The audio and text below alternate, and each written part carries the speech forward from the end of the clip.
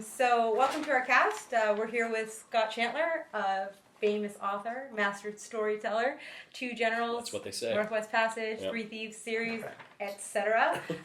Here with me I have Jay Rankin. I'm Irene Velentzas. We are GAs at U Windsor, taking a comics course with Dale Jacobs, and we're going to talk to Scott today a little bit about his process, what he thinks about when he writes comics and composes. So Scott, thanks for joining us today. You're very welcome.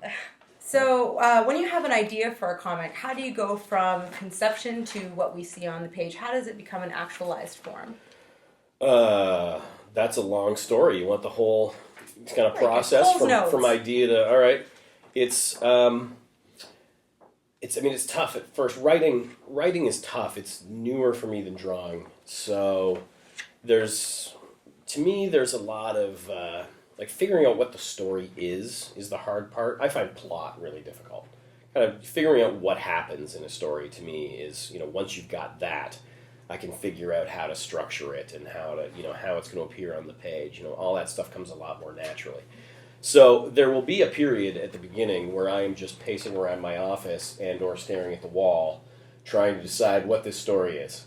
And, that doesn't look like anything, but it's a big part of the process. And so, once you kind of got that, then I start writing. I'll outline for a bit. I don't outline too thoroughly, but I'll get maybe half of it. My outlines always have enough room for... There's just enough in the outline for me to feel confident improvising the rest. Okay. And do you feel like it's a linear process, or do you jump around from scene to scene or aspects of the book? When I outline, I'm jumping around. Okay. Because I've got a scene in the third act, and then a scene in the first act, and then, as the ideas come to you, you plug them into the outline. So that is just a mess of... And like I say, there will be holes all over the outline. But, they get filled in eventually.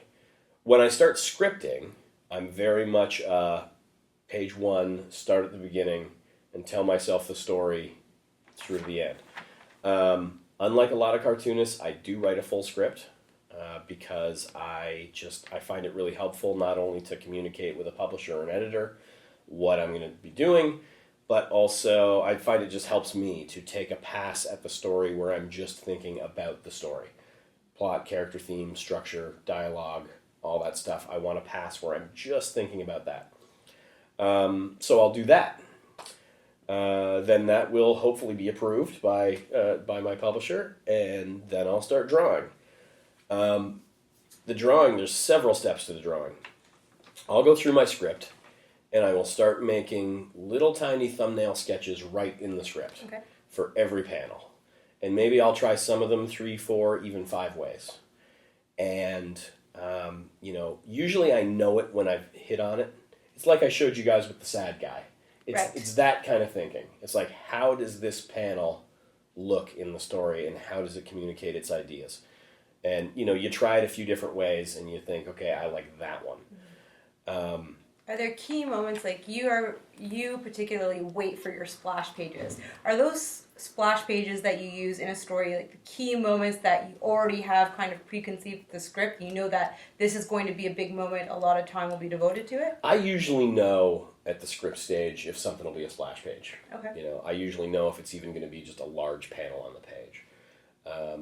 Even though at that script stage, like I said, I'm trying to just think about story, in my head, I'm picturing the finished book. So, I will go through, and splash pages are an interesting thing because you don't want to feel like you're being too gimmicky. You don't want to feel like you're kind of, just... The narrative kind of storytelling-y pages are the most fun and interesting to me, but, it's nice to have those kind of big moments where you... Bring it all together. Yeah, just kind of here's something awesome happening. You don't have to, have it be too often, but, it's nice to have those points in the story. Where were we? Okay, so from thumbnails. Thumbnail script? Yeah, so I go through the script, I do all the thumbnails, then I put, page by page, I'll go through and I'll do a full size, I work at 11 by 17. And I'll do just a really rough, like stick figure rough, layout for the page, where I take all those panels, all those thumbnails that I liked, and start laying them out in a page composition. From there, I will put that rough on a light box, lay the final Bristol board piece over it, and go in with the blue pencil, the kind of non-repro blue, and do like a nice finished tight pencil drawing, of those stick figure roughs. And you had said to me a part of that process is thinking about the difference between sentences and paragraphs. Do you want to elaborate on that? Yeah, I don't know if everybody does this, but I kind of do it in that, like how many panels do you need and how many pages do you need and what goes on each page and how do you know, when you get which panel should be on the page or the next page or whatever. I very much think about the page as equivalent to a paragraph of text in that it's one idea. I think of a page as a story beat. So I could go through any of my books and tell you what the story beat was for that page. And that's how I know, that's what page 35 was. Okay. It's the part where the guy comes in the door. And then I think of the panels individually as like a sentence in the paragraph, in that it is one single idea that, expresses that complete idea that the page, puts across.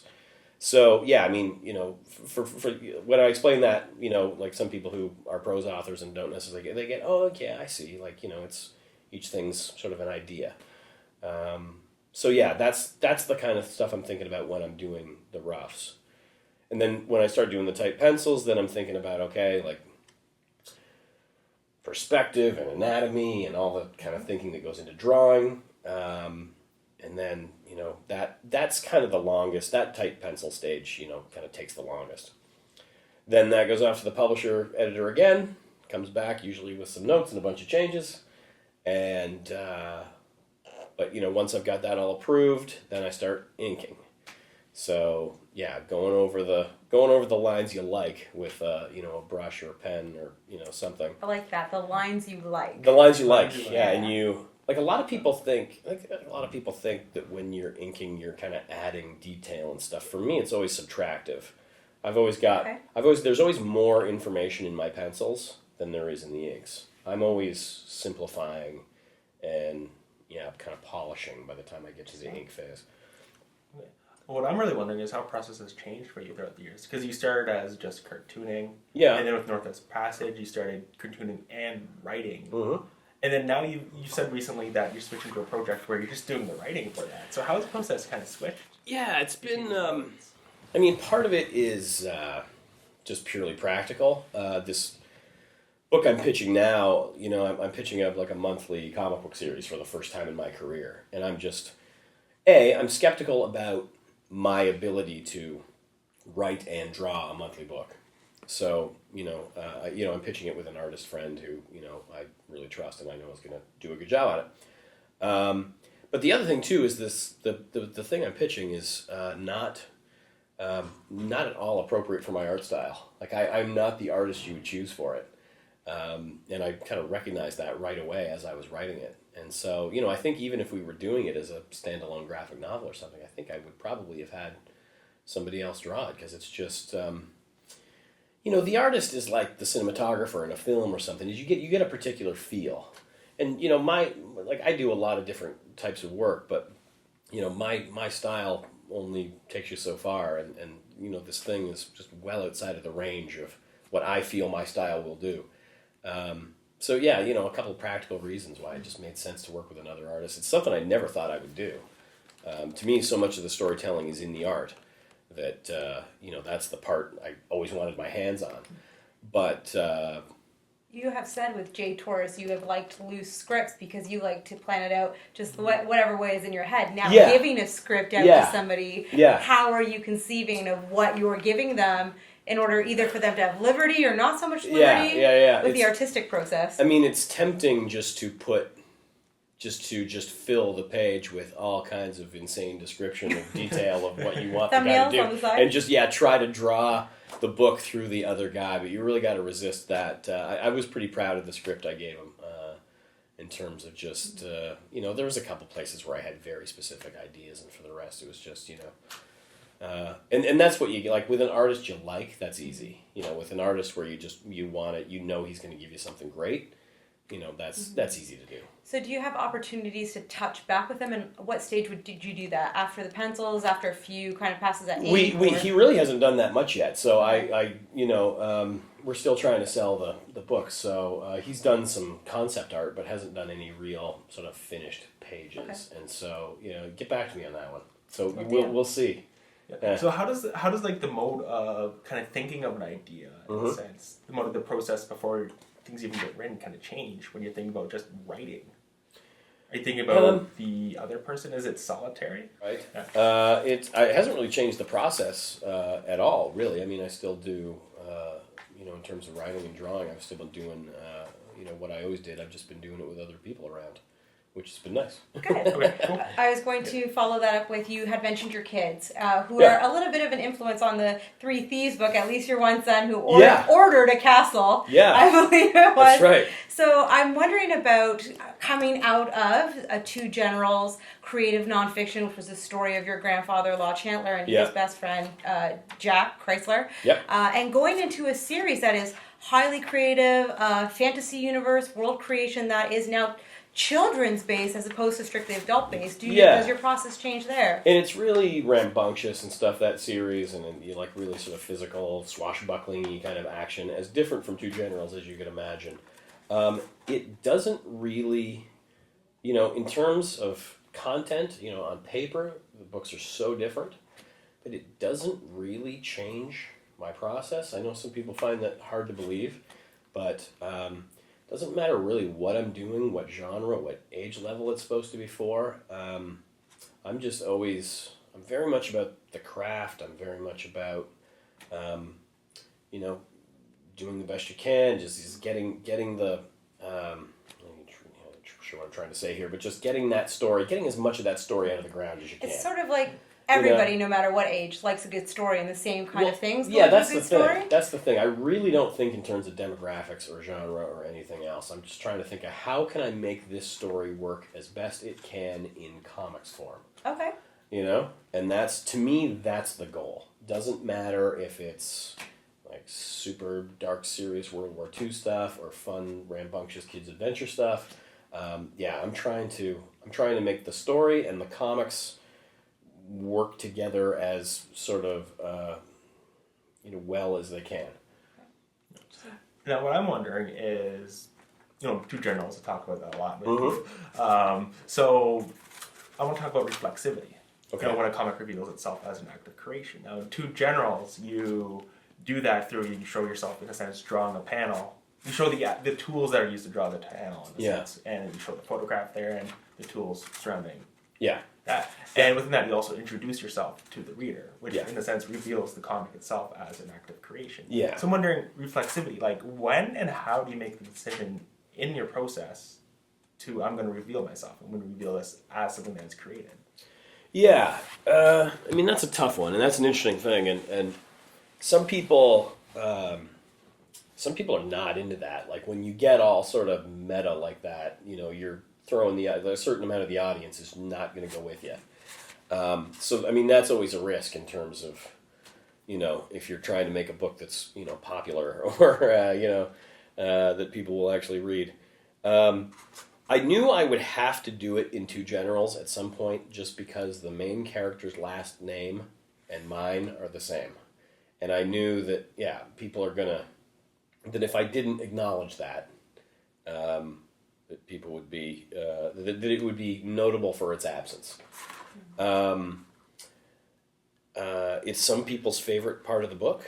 A number of people have told me that they love that panel you're describing and that bit where I sort of come forward and say, kind of announce myself as the author of the book. Other people hate it.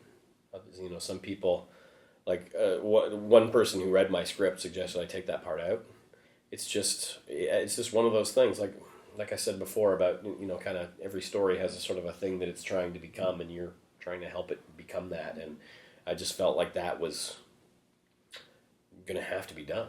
It's just going to have to be acknowledged. So yeah, I mean, to me, it's not like I don't have a lot of big theories about breaking the fourth wall and stuff like that. I feel like the story tells you what it needs, and you got to go with it. You got to listen to it. I'd like to follow up on that because you had said you'd like to make the best story possible for comics form. Yeah. And the one thing that distinguishes comics form is this intricate blending of word and pictures. And you've Right. talked about, at least specifically, Two Generals, wanting the picture to do as much of the talking as possible, even Yeah. outside of captions. So I'm wondering how you negotiate the word-image balance and how you come across conceiving that balance. Yeah. I'm very visual, as I think you've gotten from what I've showed you and what we've talked about. I really like, generally in comics, I like when the visuals are doing the heavy lifting. I'm very much from the kind of Scott McCloud school of this is a visual medium, and you kind of make the visual stuff stand in for all the other senses and all that stuff. That's the way I like to approach it. If you look at any of my other books besides Two Generals, I dare you to find a caption in them. I don't generally write a lot of usually if there's text on the page, it's dialogue. Okay. That's the way I do it. There's no big kind of sort of Frank Miller internal Batman monologue going on in my books. I like to, if there's something going on inside the character's head, I like to make it play physically somehow. And that's how you get the internal stuff. I like the visuals. The great challenge for me, to me, the ideal comic would just have no words at all and just be a completely visual representation of the story. I'm going to try it one day. Okay. We're going to hold you to that. Yeah. With no words whatsoever, not even like in word balloons? Nah. No, nothing. Huh. To me, that's kind of the ideal. With Two Generals, though, there you get when you're dealing with history, right. There is a certain amount of exposition. There's a genre restriction. Well, yeah, there's a certain amount of exposition. You need to let people know, who you're attacking and why and what date the battle was, and where the men are going around to flank the other army. And there's a lot of stuff that needs to be explained. Mm-hmm. And there's two ways to do that. You can have a character walk into the room and say, well, it's June 6th, and now we have to attack Normandy, and all that stuff. Or, captions are sort of the other option, and, it was the more appealing option to me. So, there are scenes in Two Generals that are quite visual, and, with little or no text at all. There are others that are quite text-driven, because they are getting a lot of exposition done. You've talked about the panel structure as kind of reading time. In Two Generals, it's very standard. It's militaristic. It's very strict. I like to think about it. And now, if you have words in there, that extends reading time. Bringing that to a comic that has no words, you've said people can read 3 years of my work in 2 hours. Yeah. So how does that change if you have a strictly visual comic? How does reading time change? Oh, I bet well, part of me thinks some people would just blow right through it and not even register. But I'm interested to see, if I were to do a book completely wordless, whether it would force people to read the art more.